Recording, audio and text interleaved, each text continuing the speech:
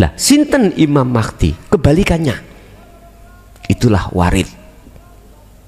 Itulah warid. Setiap kalamnya yang diberikan terhadap dirimu mesti menyejukkan hatimu, mendamaikan hatimu. Karena mengarahkan hatimu itu untuk mengesahkan Allah. Itulah Imam Mahdi sebetulnya. Empun delok figure, Pak. Keliru nek sampean delok figure.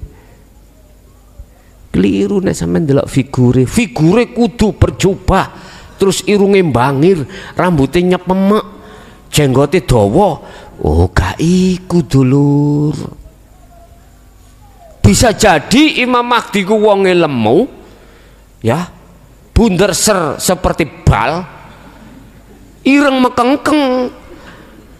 Tapi kalamnya itu mohon maaf menyejukkan hati sampean, mendamaikan hati sampean. Ingat, kedamaiannya hati itu hanya satu. Ala bidzikrillahi tatmainnul qulub. Hal-hal kedamaian hati hanyalah bertemu Allah, yaitu Imam Mahdi. Boleh secara pribadi saya katakan warid. Warid itulah Imam Mahdi. Pokoknya berlawanan dengan nafsu, berlawanan, karakternya itu berlawanan dengan Dajjal. Berarti Dajjal kebiyen pun muncul. Wes sudah, Pak. Dajjal itu berkeliaran, ya sarungan barang kok. Oke, sarungan. Siapa yang tidak mengikuti dia, arahnya dia menyuruh Anda untuk masuk surganya, dia pasti akan memasukkan dirimu ke neraka. Nerakanya Dajjal. Tapi barang siapa yang masuk nerakanya Dajjal, itu tertanda Anda akan masuk surganya Allah. Sebaliknya begitu. Lah sekarang dipilih enaknya, ayo mlebu surgane Dajjal, yo mlebu surgane Gusti Allah.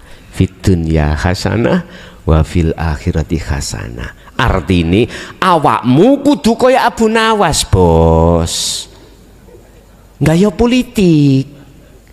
Oke, Dajjal wa yastahibbunal hayata dunya, mendatangkan apa? Duniawiyah. Oke. Kita bujui. Kita harus punya politik. Harus punya politik. Ya wis, etok-etok gelem. Etok-etok gelem. Dengan wirid-wirid yang mendatangkan urusan duniawiyah, silakan dilakoni ae. Tapi secara diam-diam hatimu, niatmu menemui Allah. Gitu aja. Ditui Dajjal dadi kepala desa, masuk mlebu. Dadi bupati yo monggo. Bahkan sampai presiden monggo. Kita kalau punya taktik dalam berperang mesti menang. Kalau kita punya sistemnya berperang yang menang, caranya bagaimana akan menang. Makanya walaupun lewat nafsu, lewat Dajjal, kita harus main politik. Kita jangan pakai okol. Kalah, Pak, sampai kena pakai okol. Jenengan sak jendiane dicekal, dikeremes ini. Sampean harus pakai akal, bahasa umum.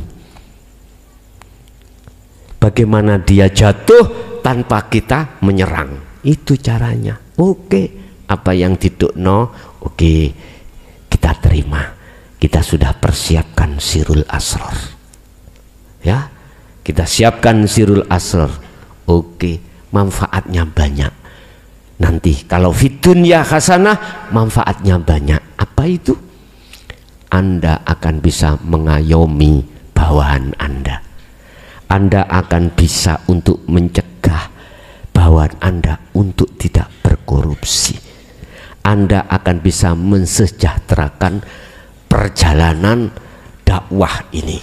Iya. Apa?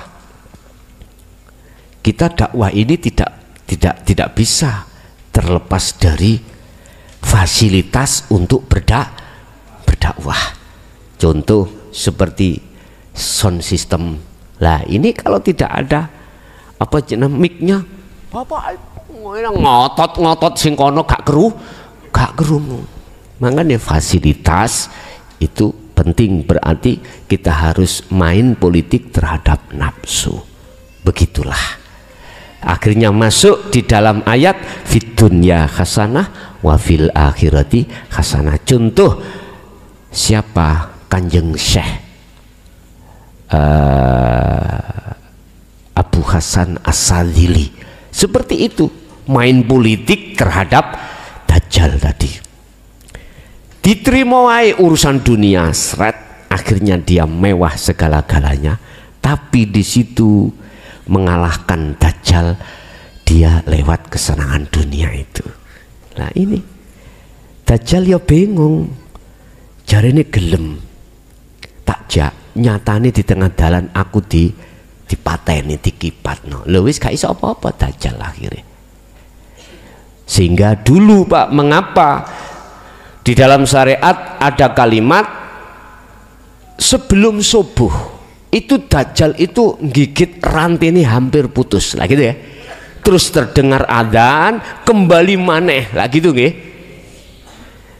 Itu artinya apa Pak? Adzan itu adalah tauhid Pak, tauhid. Kalau tauhidmu sudah berjalan di dalam hatimu, Dajjal itu gak bisa keluar. Artinya rantainya tidak putus. Kalau tauhidmu melampah berjalan pada Allah seperti itu. Lah kuwi kan tauhid ya pedot kabeh, raimu iku sing sejungguhnya Dajjal. Akhirnya ajak-ajak orang melebu kembali kepada selain Allah. Lah makanya jenengan takok hakikat Dajjal wis ket bayan wis muncul Pak, ngoten lho ya. Nggih. Imam Mahdi berarti kebalikannya. Dilihat nanti antara pasukan Imam Mahdi dengan Dajjal itu lebih banyak Dajjal. Tapi kok sing menang? Lah di situ deh. Nabi Isa turun seret. Dipedeng, dicokot, dipangan, didilat, wis macam-macam. Entek pisan. Kari rambutnya tok pun diobong pisan. Buyar wis tanggapan. Nih, ada lagi, monggo, masih ada di majelis Ibu?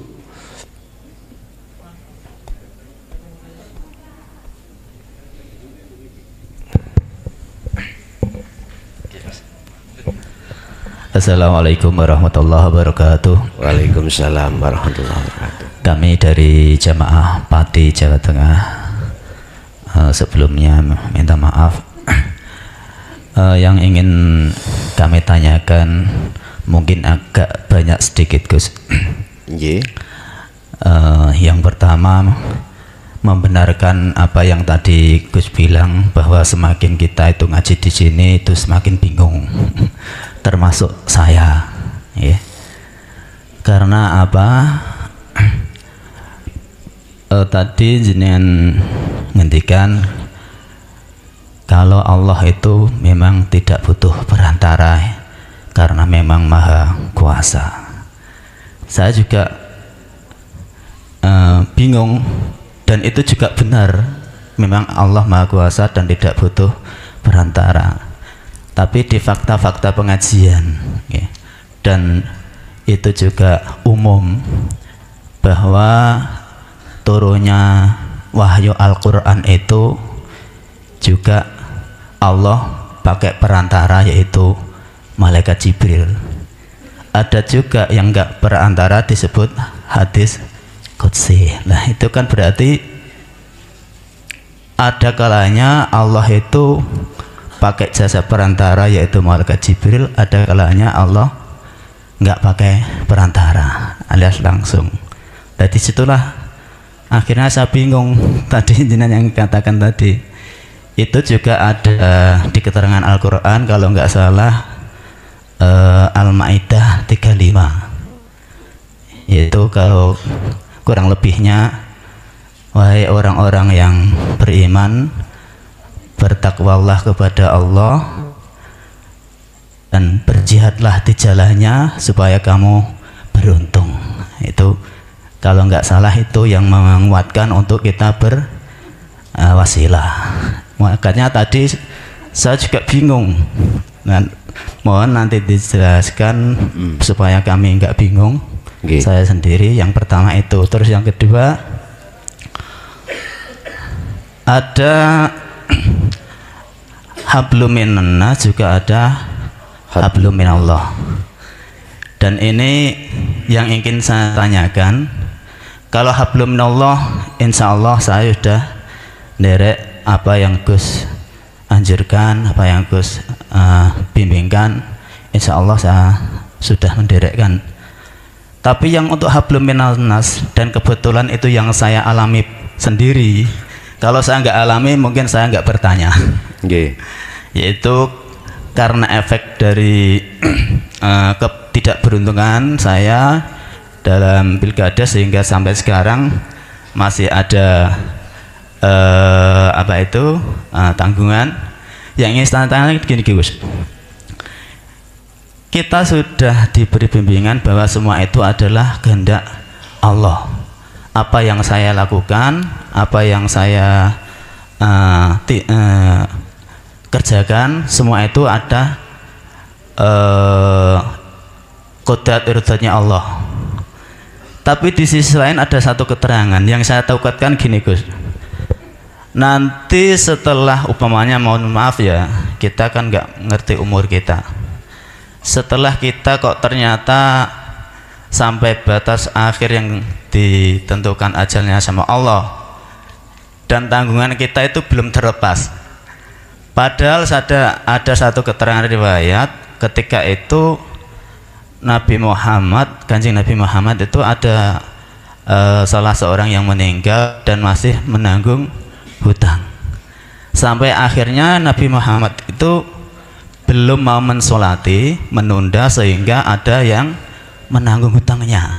Benar. Lah, otomatis itu kan juga ada hubungannya dengan hablum minannas.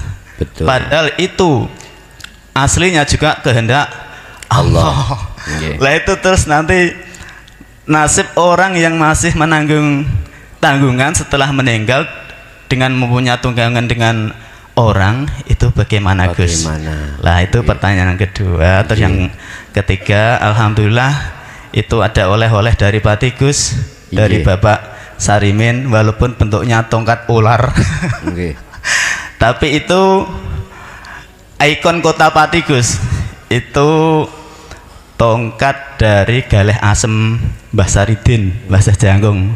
Waktu rubuhnya itu jadi rebutan sampai ke Surakarta, sampai mana-mana. Alhamdulillah, walaupun Gus nggak menghendaki, Allah memberikannya kepada Gus di sini. Cuman ansal tanya aku loh. Oh iya Gus. Niki kok bentuk sing ndasi kok persis. Loh, belum tak terus nih. Apa kok dibungkus ngono lho? Itu yang arsiteknya ada di depan Gus. Ada di depan. Terima kasih sebelumnya, minta maaf. Assalamualaikum warahmatullahi wabarakatuh.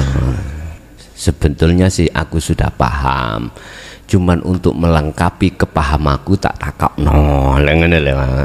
Bon. Wasilah itu wajib. Wasilah itu wajib bagi siapa?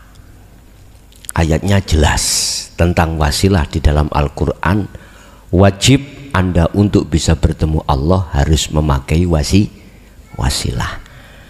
Wasilah itu mau tadi loh apa? Lantaran. Apa sih bahasa Indonesia lantaran itu? Ya lantaran ya, lantaran. Disinilah Bapak Ibu ada dua iman. Ada dua kacamata manusia. dalam hal tentang kekuasaan Allah.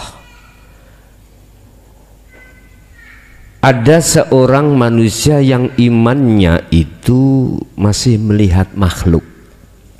Contoh, seorang ada yang meyakini apa yang kutausiahkan itu, sekalipun itu pembelajaran dinul haq, imannya itu menuduh saya yang menyampaikan. Karena apa? Karena difungsikannya mata atau ainul basyariyah, mata fisik. Anda mendengarkan tausiah saya dan Anda melihat fisik saya. Anda melihat fisik saya itu dengan mata zahir. Padahal Anda yakin kalau ini ajaran dinul haq. Akhirnya memakai satu sistem di mana sistem itu Allah ngelantarke mukhlason. Lah ngoten nggih? Karena Anda memakai mata dua. Mata dua. Anda yang sudah mengikuti atau sudah hatinya masuk di dalam dinul haq. Tapi Anda bila mana tidak tergolong orang yang tidak memakai, tidak menerima dinul haq, beda. Iku nafsu sing ngomong dilantarke dilewatno mukhlason. Iki Anda yang nggak eksis, nggak bisa menerima. Ada golongan yang seperti itu.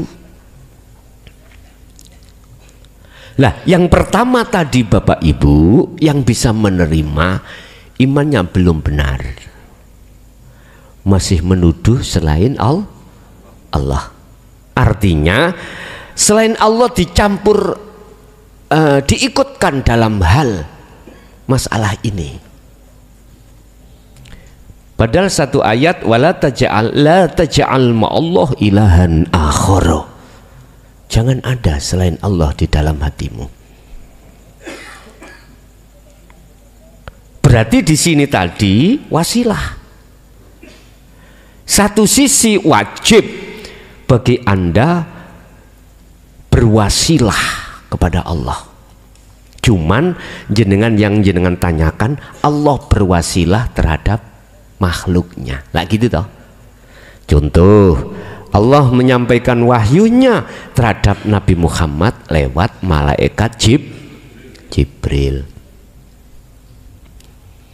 Apakah di situ Gusti Allah gak mampu nang langsung Muhammad, kok katik make wasilah? Nyun sewu Pak Bu. Tinggal kita memandang dari mana Pak. Kalau kita memandang Allah tanpa wasilah, mohon maaf, andai kata dalam diriku nggak ada Allah, bisa tah aku njeplak dewi, cangkem iki bisa gacor dewi, saged tah makhluk? Mboten saged, karena makhluk sifatnya la haula wala quwata. Nyun sewu, bukan perkaranya Allah itu tidak mampu langsung terhadap Muhammad, enggak, tetapi itu bentuk kasih sayangnya Allah dilewatkan Jibril itu supaya jenengan Muhammad ini, mohon maaf, biar tidak dituduh kebingungan goleki Gusti Allah. Lho ngene lho. Muhammad itu ajarannya wong bingung. Ngapunten, pernah terjadi iki di zaman sebelum Nabi Muhammad, yaitu Nabi Musa.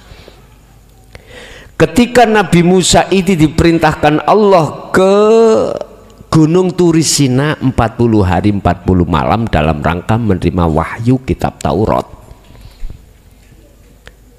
Itu beliau berpesan kepada saudaranya Harun. Sudah, Harun niku kakaknya apa dik Pak? Kakak ya. Kak, tolong imannya pengikut kita itu jaga. Katakan kalau saya itu uzlah 40 hari 40 malam ke Gunung Turisina dalam rangka menerima wahyu. Oh iya. Nah, di situ di tengah masyarakat yang tidak seiman dengan Nabi Musa berkata, "Deloken Musa bingung golek pangerane tutuk gunung."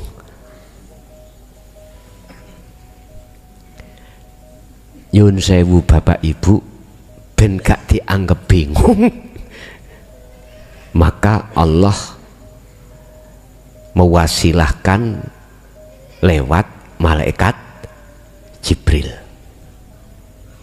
Bukan perkaranya Allah tidak mampu dan kuasa langsung kepada Nabi Muhammad, enggak. Mengapa harus lewat Israel? Itu bentuk kasih sayang Allah. Hukum syariah tidak boleh ngomong langsung, harus berwasilah. Sebab hukum syariah itu kacamatanya itu memakai kacamata syariah. Kacamata syariah itu melihat makhluk. Kalau melihat makhluknya berarti wajib wasilah, wajib lantaran, baik dari manusia ke Allah, dari Allah ke manusia. Makanya coba umpama aku ngomong di depan orang-orang yang memakai wasilah identik dengan wasilah, fanatik dengan wasilah, yaitu hukum syariat. Aku ngomong ini, aku ditakoni, Gus, guru sampean sinten? Sanat sampean iku sopo? Langsung tak jawab Allah. Percaya? Gak percaya. Sampak gondol gak percaya. Karena sudah punya sistem sendiri, harus berwasilah. Akhirnya tanya, toriko sampai nopo? Tak jawab, torikoku iku ngikuti torikoi Rasulullah. Gak ono sing percaya. Karena sing percaya. Kecuali umpama aku ngomong toriko sampai nopo Gus? Si A, si B, si C yang mutabaroh itu baru.